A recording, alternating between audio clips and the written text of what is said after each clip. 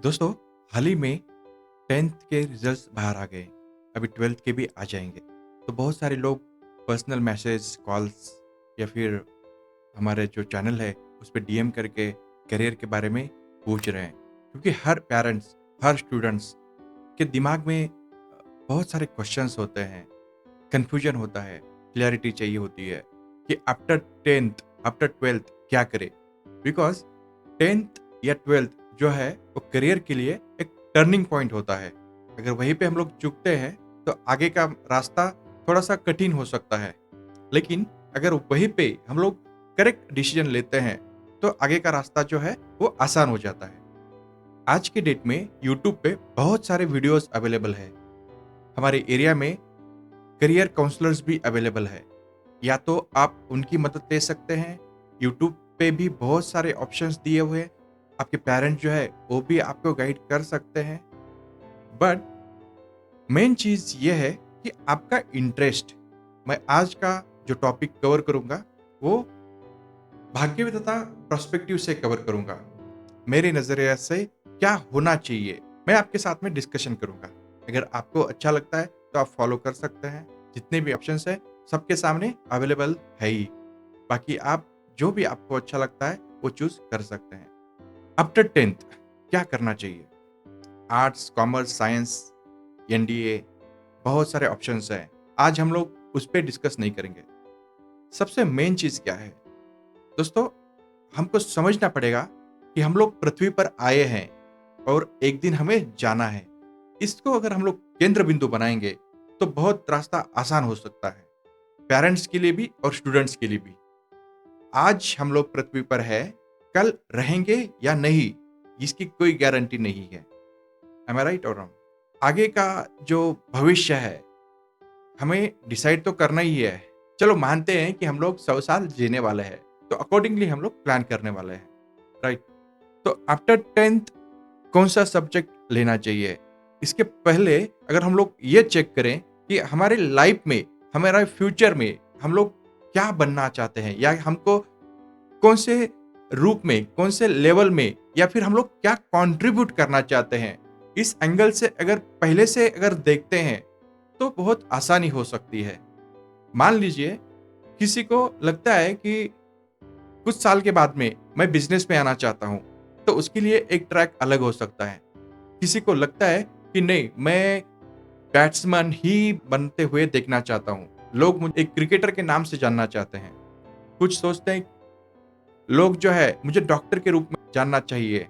कुछ लोग सोच सकते हैं कि मुझे जो है वो एक सोशल वर्कर के रूप में लोगों ने मुझे जानना चाहिए। अगर ये जो लोग किस नाम से हमें जानना चाहिए, अगर इस बात को अगर अभी क्लेरिफाई हम लोग करते हैं तो मुझे लगता है कि सब्जेक्ट जो लेना है वो सेकेंडरी हो जाता है और वो बहुत क्लियर हो जाता है कि हमें क्या करना चाहिए। मान लीजिए किसी को अगर बैट्समैन, क्रिकेटर बनना है तो फिर उसको ये मायने ही नहीं रखता है कि आर्ट्स लेना चाहिए, कॉमर्स लेना चाहिए या साइंस लेना चाहिए। बिकॉज अगर किसी को साइंस लेना है तो बहुत सारे स्टूडेंट्स की जो मैक्सिमम जो लोग हमारे मराठी मीडियम स्कूल में पढ़ते हैं उनका इंग्लिश वीक होता है और उनको इंग्लिश से इतना लगाव नहीं रहता है। भले ही वो टैलेंटेड है लेकिन फिर भी इंग्लिश के कारण उनको साइंस में रुचि नहीं होती है। तो उस समय अगर उसका फ्यूचर, अगर उसको अगर क्रिकेटर में ही बनाना है तो अननेसेसरी हार्ड सब्जेक्ट जो लग रहे हैं और जिसमें मेहनत ज्यादा लग सकती है, जिसमें फीस भी ज्यादा लगने वाली है, उसको हम लोग अवॉइड कर सकते हैं। बट यदि किसी को आगे चल के डॉक्टर ही बनना है या फिर इंजीनियर बनना है तो फिर क्या करें? अभी साइंस तो डिफिकल्ट है, इंग्लिश भी नहीं आता है। तो ऐसे केस में हम लोग थोड़ा और वो जो इंग्लिश टॉपिक है या साइंस के जो सब्जेक्ट्स है इसके ऊपर और प्रैक्टिस कर सकते हैं, थोड़ा सा उसमें इंटरेस्ट बढ़ाएं। इसके लिए मेमोरी टेक्निक्स जैसे बहुत सारे कोर्सेज अवेलेबल है मार्केट में, वो हम लोग कर सकते हैं। और जो लग रहा है कि ये बहुत हार्ड है उसको इंटरेस्टिंग भी बना सकते हैं। अगर हम लोग उस सब्जेक्ट को अगर इंटरेस्टिंग बनाएंगे तो मुझे नहीं लगता कि कोई भी टॉपिक जो है वो मुश्किल है। और देखो, आपको भी पता है ना, बहुत सारे लोग तो 10th में 12th में 99% भी ले चुके हैं। इसका मतलब क्या हुआ कि वो चीज़ तो आसान है, लेकिन हमारे लिए मुश्किल है। जब हमारे लिए मुश्किल है और हमारा रास्ता वही है, तो हमें तो उसे पार करना ही है। तो फिर आगे 2 ऑप्शंस आते हैं, रोते-रोते पढ़ो या फिर हँसते-हँसते पढ़कर उस टॉपिक को एकदम सिंप्लीफाई करके उसको एन्जॉय करते हुए करियर में आगे बढ़ना। तो रास्ते तो 2 होते हैं, राइट? अभी आगे तो चलना ही है, तो फिर हँसते-हँसते भी जा सकते हैं और रोते-रोते भी जा सकते हैं।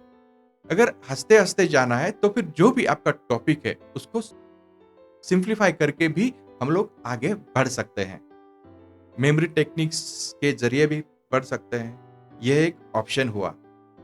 बट यदि अगर आपके पेरेंट्स अलाउ करते हैं और आप भी अलाउ करते हैं खुद को थोड़ा-सा स्ट्रेंथिंग करने के लिए, तो ये रास्ते पे जा सकते हैं।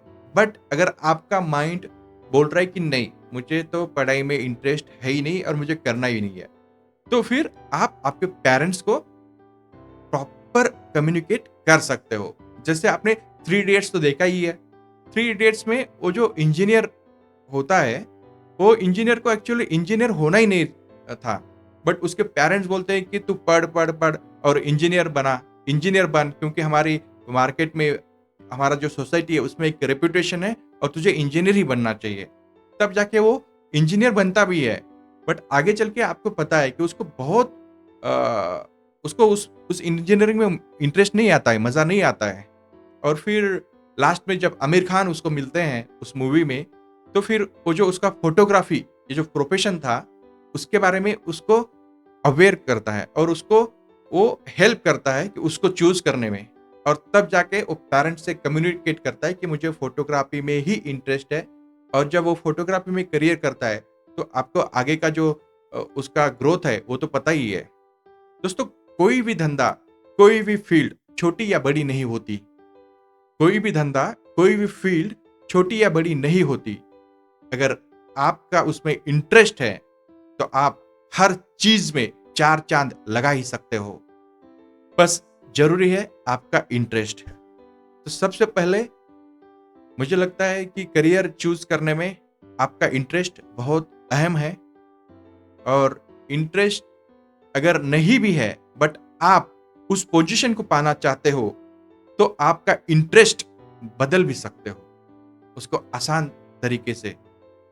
अलग अलग कोच मेंटोर के माध्यम अलग अलग कोच या मेंटोर का साथ लेकर आप आगे उसको सिंप्लीफाई करके आगे भी बढ़ सकते हो।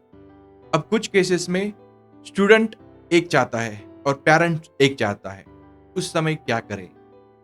ऐसे समय मैं एक ही कहूँगा कि फर्स्ट प्रायोरिटी जो है वो स्टूडेंट को देना चाहिए, क्योंकि करियर जो बनने जा रहा है वो स्टूडेंट का बन रहा है, पेरेंट्स का तो नहीं बन रहा है ना।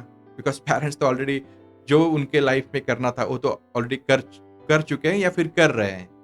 तो आज अगर डिसीजन स्टूडेंट का है, तो मुझे लगता है कि प्रायोरिटी जो है वो स्टूडेंट को देख के डिसीजन लेना चाहिए। बिकॉज स्टूडेंट का क्या कैपेसिटी है, स्टूडेंट का क्या इंटरेस्ट है, अकॉर्डिंगली ही वो आगे बढ़ सकता है। बट यदि पेरेंट्स के कुछ विशेष हैं स्टूडेंट से और वो उनको लगता है कि हाँ, इसको अगर हम लोग कोई टॉपिक देंगे, भले ही उसके इंटरेस्टिंग उसके कैपेसिटी में नहीं है या फिर उसके लिए इंटरेस्टिंग नहीं है, बट फिर भी वो कर सकता है और हँसते-हँसते कर सकता है, खेलते-खेलते कर सकता है। तब जाके आप स्टूडेंट के साथ में कम्युनिकेट करके उसको आने वाले भविष्य में उसके लिए क्या अपॉर्च्युनिटीज़ हो सकती है, क्या करियर के ऑप्शंस हो सकते हैं, उसका करियर आज वो जो सोच रहा है और कल आप जो बोल रहे हो वो चूज़ करने के बाद में उसका फ्यूचर कैसे चेंज हो सकता है, उसको अगर आप प्रॉपरली थोड़ा-सा विजुअलाइज़ करके या फिर प्रैक्टिकली उन जगह पे जाके या फिर कुछ आइडियल एग्ज़ाम्पल्स देके अगर समझा सकते हो, तो मुझे लगता है कि वो स्टूडेंट जो है, वो भी अंडरस्टैंड कर सकता है। बट इतना करने के बाद भी अगर स्टूडेंट बोल रहा है कि नहीं मुझे यही करना है, तब जाके थोड़ा-सा पेरेंट्स भी उस चीज़ को समझेंगे और वाइस वर्सा, जैसे पेरेंट्स ने समझा वैसे अगर स्टूडेंट भी अपने माँ बाप को, अपने मम्मी पापा को अगर समझा सके कि ये मैं स्ट्रीम लूंगा और उसके बाद में ये मेरा करियर का पाथ होगा, तब जाके भी ये बात बन सकती है।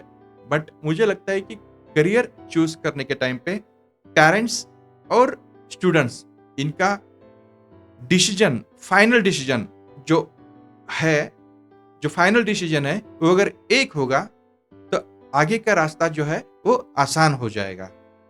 करियर चूज करने के टाइम पे और एक गलत फहमी या फिर निगेटिव नैरेटिव है इस इंडिया में इमेज का। बहुत सारे लोगों को लगता है कि सिर्फ साइंस लेने के बाद ही एक स्कॉलर या फिर अच्छे स्टूडेंट का लेवल मिलता है। दोस्तों, ये पूरी तरह से गलत है। सिर्फ साइंस लेने से किसी की इमेज चेंज नहीं होती है, और सिर्फ डॉक्टर या इंजीनियर बनने से भी किसी की इमेज बहुत अच्छी होती है, ऐसा आज तक तो नहीं हुआ है। दोस्तों, पैसा जो है वो हर फील्ड में है। नाम, शोहरत, इज्जत हर फील्ड में है। बस ये है कि आप उस फील्ड के बादशाह हो या नहीं, मैटर ये करता है। यदि आपको पैसा चाहिए, यदि आपको पैसा चाहिए, नाम चाहिए, इज्जत चाहिए, शोहरत चाहिए, तो कोई भी फील्ड चूज कीजिए जो आपके इंटरेस्टिंग का हो और जिसमें आप बादशाह बन सकते हो। ऐसा करियर अगर आप चूज करेंगे तो मुझे नहीं लगता कि दुनिया की कोई भी ताकत आपको रोक सकती है। बट जरूरी है कि आपका इंटरेस्ट किस चीज में है और आप किस चीज में कैपेबल है, ये आपको पता लगना। अगर ये पता लगता है कि आप किस चीज के मास्टर बन सकते हो, किस चीज के बादशाह बन सकते हो, चाहे वो एक्टिंग हो, चाहे वो मेडिकल साइंस हो, चाहे वो एजुकेशन सिस्टम हो, चाहे वो सोशल नेटवर्किंग हो, या कोई भी फील्ड ले लो, आप किस चीज के धुरंधर बन सकते हो, बस वही फील्ड अगर आज 10th या 12th के बाद अगर आप चूज करते हैं तो आगे का रास्ता जो है वो आपके लिए ही है। बहुत सारे एग्जाम्पल्स है दोस्तों, आपको पता ही है। हमारे मास्टर ब्लास्टर सचिन तेंदुलकर, हमारे धीरूभाई अंबानी, इनके पास कौन सी डिग्री है, हमारे बिल गेट्स कौन सी डिग्रीज है, आप पता कर लीजिएगा और फिर आप डिसीजन ले सकते हैं। अब करियर में जब हम लोग 10th 12th के बाद में करियर की बात करते हैं तो और एक दो ऑप्शंस आते हैं। एक तो शॉर्ट टर्म के लिए भी जा सकते हैं और लॉन्ग टर्म के लिए भी जा सकते हैं। जैसे लॉन्ग टर्म एजुकेशन होता है ना, पहले आर्ट्स लो, फिर उसके बाद में 10th के बाद, जैसे 10th के बाद 10th की अगर बात करेंगे, जैसे 10th की अगर बात करेंगे तो 10th के बाद में 2 साल 11वीं 12वीं, फिर उसके बाद में 3-4 साल डिग्री के लिए, और उसके बाद में फिर 2 साल 3 साल जो है वो पोस्ट ग्रेजुएशन। उसके बाद भी कुछ लोग पीएचडी करते हैं, तो लगभग 8 से 10 साल का भी गेम हो सकता है। और ऐसे कुछ करियर्स आज मॉडर्न लाइफ में अवेलेबल है जो सिर्फ 1 महीना, 2 महीना, 3 महीना करके भी आप अगर स्किल्स हासिल करते हो तो ये जो 10 साल का करियर है, 10 साल के करियर के बाद में जो आउटपुट मिलने वाला है, जैसे हम लोग सैलरी, नाम, शोहरत की बात करते हैं ना, तो वो जो चीजें हैं वो सिर्फ 1 महीना, 2 महीना, 3 महीने के जो कोर्सेस हैं, जो स्किल कोर्सेस हैं, उसमें से भी आप पा सकते हो। जरूरी नहीं कि सिर्फ 10 साल ही पढ़ाई करना चाहिए। वो एक था जमाना उसका, जितना पढ़ाई किएगा, जैसे एक 10th वाली की एक वैल्यू थी, 12th वाली की वैल्यू थी, ग्रेजुएशन वाली का एक वैल्यू था। अब पोस्ट ग्रेजुएशन किया तो वाह वाह वाह, और पीएचडी किया तो वाह, सर जैसा तो कोई है ही नहीं। बट वो जमाना अभी चला गया है। अभी है तो कोई प्रॉब्लम नहीं है, वेल एंड गुड। बट यदि आपको करियर में कुछ शॉर्ट टर्म में भी करना है तो भी बहुत कुछ पॉसिबल है। जैसे मैं एग्जांपल के लिए आपको एक एडिटर का एग्जांपल देता हूं। हमारा जो पॉडकास्ट स्टूडियो है, पॉडकास्ट जब हमने लॉन्च किया पॉडकास्ट स्टूडियो, तो मेरे मित्र मिलने के लिए आए थे। वो भी एक चीफ एडिटर है। तो उन्होंने कहा कि आज जो एडिटिंग है, जब हम लोग अभी ये वीडियो बना रहे हैं, उस वीडियो का जो एडिटिंग होता है बाद में, तो वो एडिटर का जो आज का प्रोफेशनल एडिटर का जो रेट चल रहा है, चार्जेस चल रहा है, वो पर मिनट 2000 रुपीज से 3000 रुपीज का रेट चल रहा है। और उनके जो ऑफिस में काम कर रहे हैं, जैसे सीएनबीसी चैनल वगैरह जो है, उनके एडिटर है, तो उनका जो सैलरी चल रहा है वो 1.5 से 2 लाख रुपए का सैलरी चल रहा है। तो बताओ, अभी ये जो एडिटर बनना है उसके लिए कौन सा स्किल चाहिए? ये तो बकायदा आप after 10th, after 9th, after 8th, आप 7th के बाद भी कर सकते हो। और उसके बाद में सैलरी जो है वो 1.5 लाख 2 लाख, और आज के डेट में अगर इंजीनियर की सैलरी आप कंपेयर करोगे तो भी ऑन एन एवरेज सैलरी बहुत कम लोगों को उतनी सैलरी मिल रही है। कुछ लोग तो 10,000 के लिए भी परेशान हैं। ये रियलिटी है दोस्तों। एडिटर के अलावा चलो उसी के साथ में और एक एग्जांपल है, कैमरामैन। कैमरामैन का आज वैल्यू पता है क्या है? चलो ये कैमरामैन, एडिटर, ये जो डिजिटल है, इससे अलग जाके अगर हम लोग बात करते हैं, तो आप जिस किसी एरिया में रहते हो, आज आप सिर्फ एक पेंटर के लिए फोन कीजिए, बोलना पेंटर मुझे चाहिए, देखना कितने आते हैं और क्या रेट्स मिलते हैं, और उसमें भी उनका क्वालिटी चेक कीजिएगा। पेंटर के बाद में आप प्लम्बर के लिए भी ट्राई कर सकते हैं, प्लम्बर का कितना वैल्यू है, क्या है। ऑब्वियसली ये आज की सोसाइटी में थोड़ा सा ऊंचा नीचा लेवल हम लोग मान सकते हैं, बट अगर अर्निंग वाइज अगर देखेंगे और स्कोप वाइज देखेंगे तो मुझे लगता है कि ये जो स्किल्स है वो मोस्ट डिमांडिंग स्किल्स है, और इनका भी आप करियर में एक बार विचार जरूर कीजिएगा, जरूर कर सकते हैं। सिर्फ ट्रेडिशनल वे में अगर अगर हम लोग जाएंगे तो मुझे लगता है कि या अच्छा है, ट्रेडिशनल एजुकेशन सिस्टम जो है वो मैं कंप्लेन नहीं कर रहा हूँ, उसका भी एक महत्व है, बट कितने लोग सक्सेसफुल हो रहे हैं उसमें? ऑन एन एवरेज जितने भी इंजीनियरिंग के बैचेस हैं, आप थोड़ा सा चेक कीजिएगा, अगर 1000 स्टूडेंट्स है तो 1000 इंजीनियरिंग स्टूडेंट्स में से कितने लोग सक्सेसफुल इंजीनियर्स हैं? अगर 1000 डॉक्टर्स की बात करेंगे तो डॉक्टर्स में से भी कितने डॉक्टर्स सक्सेसफुल है? मैं ये 2-3 चीजों का एग्जाम्पल इसलिए ले रहा हूं बिकॉज इसमें खर्चा भी बहुत आता है, लाखों का खर्चा होता है। बहुत सारे पेरेंट्स के पास पैसा नहीं होता है, उसके बाद भी वो लोग इधर से उधर से कर्जा लेके बच्चे को पढ़ाते हैं। अगर 1000 लोगों को हम लोग पढ़ाते हैं और उसका जो खर्चा आता है, अगर उसका आरओआई अगर हम लोग निकालेंगे, रिटर्न ऑन इन्वेस्टमेंट, हम लोग बिजनेसमैन है तो बिजनेसमैन की भाषा में अगर उसको थोड़ा सा समझेंगे तो क्या सच में उसको आप जो सोच रहे हो वो बैठता है क्या बजट में?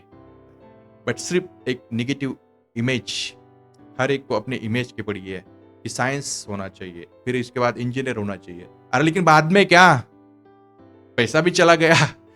मेरे दिमाग में एक चीज आई थी, मान लीजिए ऑन एन एवरेज 25 से 30,000 रुपए आज साइंस स्टूडेंट का खर्चा हो रहा है। आफ्टर 10th से कैलकुलेशन करते हैं, 11th 12th 2 साल, फिर उसके बाद में 4 साल, 2 साल हो गए, और उसके बाद में 3 साल, फिर 2 4 3, टोटल 9, हाँ लगभग 7 से 9 साल हमें पढ़ना पड़ता है, राइट।